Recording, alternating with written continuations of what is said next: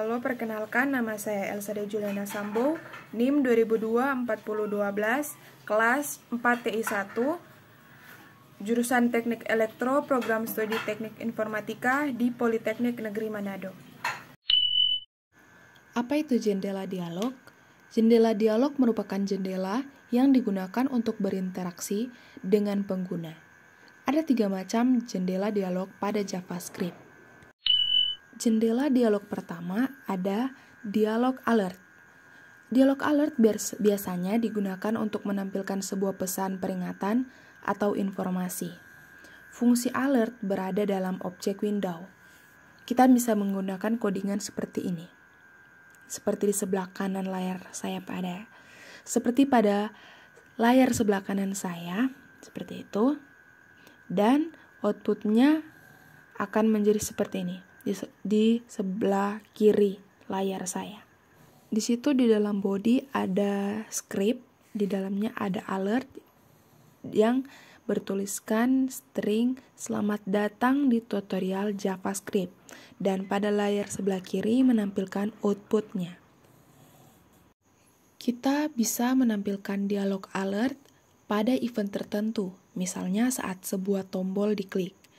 Ini bisa kita lakukan dengan menambahkan fungsi dialog pada event listener.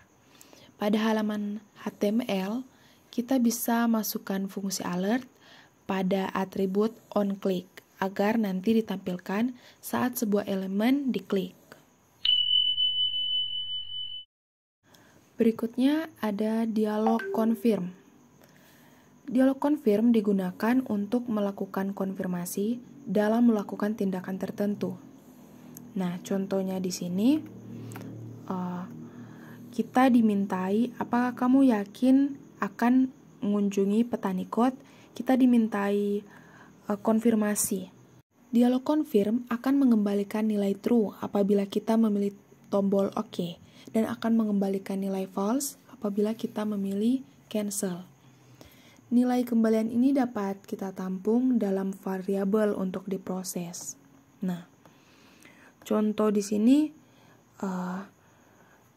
pada program bisa kita lihat dialog confirm dapat dibuat dengan fungsi confirm. Dialog confirm akan menampilkan situs petani kot apabila kita mengklik OK pada notifikasi, dan akan menampilkan baiklah tetap di sini saja jika kita mengklik cancel pada notifikasi confirm yang tadi muncul di awal. Selanjutnya ada dialog prompt, berfungsi untuk mengambil sebuah inputan dari pengguna. Dialog prompt akan mengembalikan sebuah nilai string dari apa yang diinputkan oleh pengguna. Dialog prompt memiliki beberapa parameter yang harus diberikan.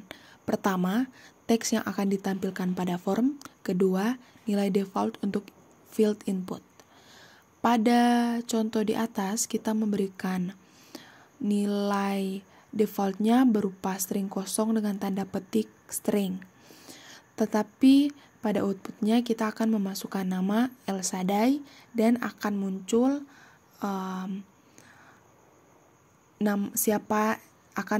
hello Elsade, hello nama kamu.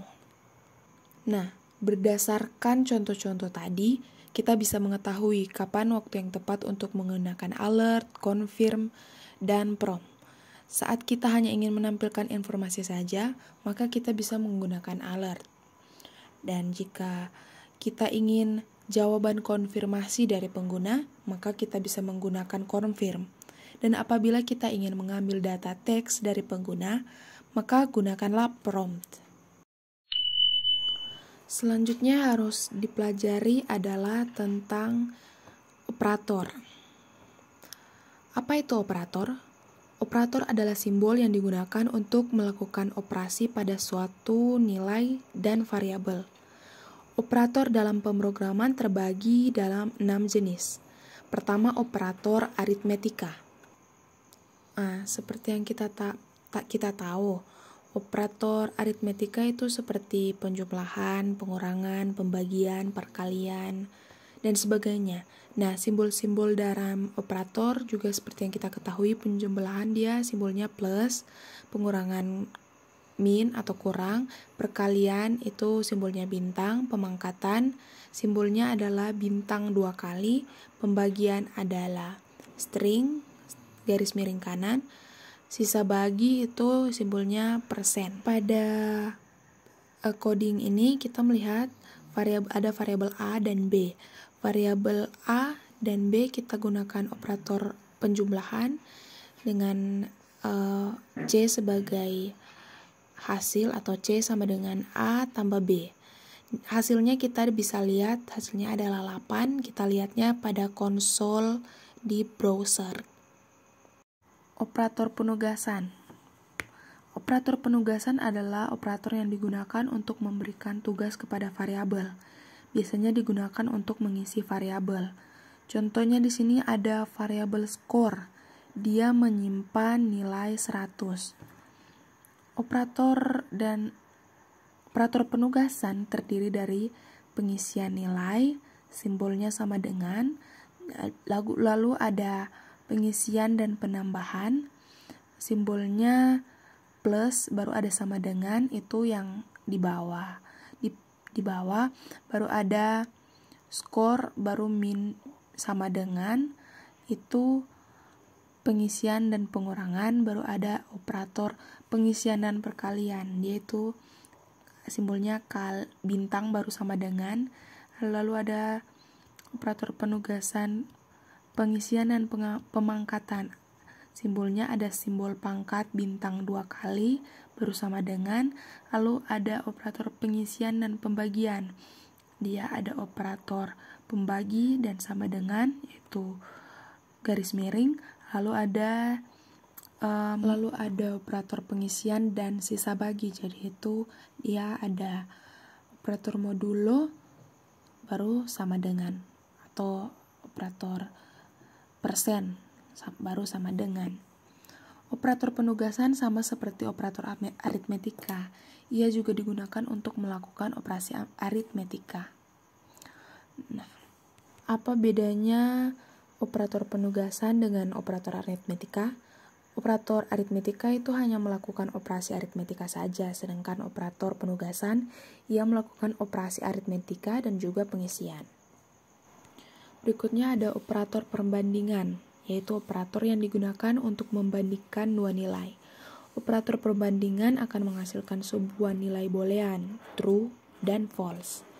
Operator perbandingan terdiri dari operator lebih besar, simbolnya sama seperti yang kita pelajari di SD, simbol lebih besar, dan juga lebih kecil. Kita tahu bersama lebih kecil itu bagaimana. Baru ada sama dengan 2 kali dan sama dengan 3 kali. Apa sih perbedaannya dari sama dengan 2 kali dengan sama dengan 3 kali?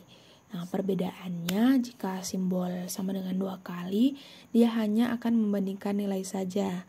Sedangkan yang menggunakan sama dengan 3 kali, dia akan membandingkan dengan tipe datanya juga. Seperti itu. Jadi di sini ada sama dengan 2 kali dan sama dengan 3 kali. Lalu ada juga operator tidak sama dengan. Nah, simbolnya itu ada tanda seru baru sama dengan, atau bisa juga tanda seru baru sama dengan 2 kali. Lebih besar sama dengan berikutnya. Lebih besar sama dengan dia simbol lebih besar lalu sama dengan. Begitu juga lebih kecil sama dengan, dia ada simbol lebih kecil baru sama dengan. Baru berikutnya ada operator bitwise. Operator bitwise merupakan operator yang digunakan untuk operasi berdasarkan bit atau biner. Operator ini terdiri dari AND, OR, XOR, negasi atau kebalikan, left shift, right shift, left shift unsigned, left shift unsigned, right shift unsigned. Operator ini berlaku untuk tipe data in, long, short, char, dan byte. Operator ini akan menghitung dari bit ke bit. Konsep dari operator bitwise memang hampir mirip dengan operator logika. Bedanya bitwise digunakan untuk biner. Berikut ada operator logika. Operator logika digunakan untuk melakukan operasi terhadap dua nilai boolean. Operator ini terdiri dari AND, OR, dan negasi atau kebalikan. Yang simbol negasi dan kebalikan tanda seru, simbol logika atau OR dia itu ada garis 2, dan simbol AND itu dia ada N 2 kali. Terakhir ada operator ternary. Operator ternary merupakan operator yang terdiri dari 3 bagian.